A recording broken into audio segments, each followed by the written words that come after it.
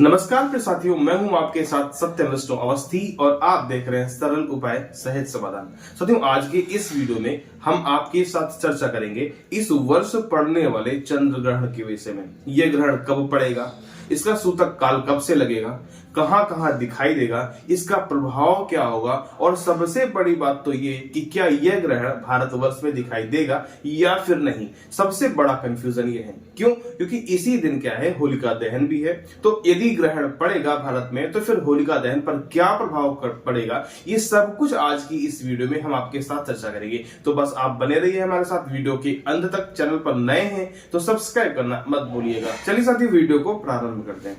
देखिए साथियों, सूर्य ग्रहण हो या फिर चंद्र ग्रहण हो, ये दोनों एक खगोलीय प्रक्रिया है जिसको होना ही होना होता है। अब ये कब होता है, ये उस पर डिपेंड करता है। इस वर्ष 3 ग्रहण पड़े हैं, 2 पड़ चुके और तीसरा ये चंद्र ग्रहण। और जो 2 पड़ चुके हैं वो दोनों भारत में दिखाई नहीं दिए। क्या ये तीसरा दिखाई देगा, इस पर हम आज चर्चा करेंगे। देखिए साथियों, ये जो चंद्र ग्रहण है ये फाल्गुन मास की शुक्ल पक्ष की पूर्णिमा तिथि को पड़ेगा। यदि हम आंग्ल भाषा में समझें, अंग्रेजी कैलेंडर के हिसाब से समझें, तो यह ग्रहण 14 मार्च 2025 दिन शुक्रवार को दिखाई देगा। कब दिखाई देगा, आइए इसकी समयावधि की चर्चा कर लेते हैं। देखिए साथियों, ये जो ग्रहण है ये दिन में 10:39 से प्रारंभ होकर के दिन में ही 2:18 तक जाएगा।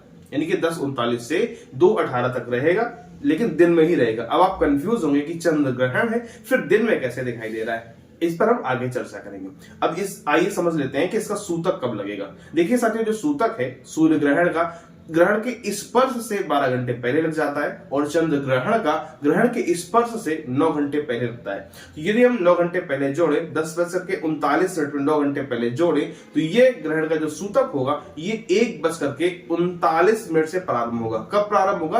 13 मार्च की रात में 1:39 से प्रारंभ होगा। अंग्रेजी के हिसाब से 14 मार्च को 1:39 AM से ये सूतक प्रारंभ होगा। तो ठीक है, ये बात भी समझ में आ गई।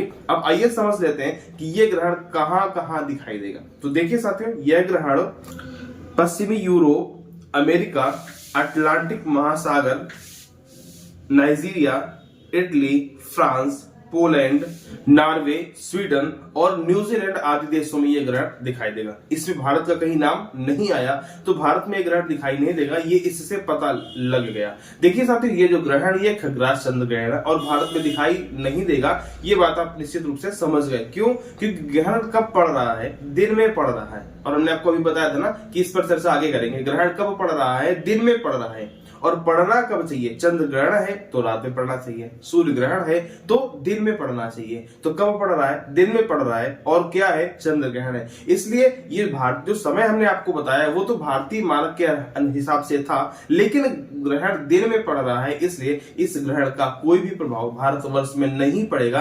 तो जब पड़ेगा नहीं तो ना तो सूतक मान्य होगा, ना कोई अन्य सावधानियां हमको बरतनी होंगी। कुछ नहीं करना है, आराम से आपको रहना है और होलिका दहन भी निश्चित तौर पर आपको बिल्कुल निश्चिंत होकर के करना है। कोई संदेह नहीं है, भारतवर्ष में यह ग्रहण दिखाई नहीं दे रहा, इसलिए आप बिल्कुल बेफिक्र होकर के होलिका रंगोत्सव और होलिकोत्सव जो भी आप मनाते हैं, होलिका दहन करते हैं, सारा कुछ आप बिल्कुल फ्री होकर के करें। ठीक है, तो आपको बात निश्चित रूप से समझ में आ गई होगी। मिलते हैं अगले वीडियो में, तब तक के लिए नमस्कार।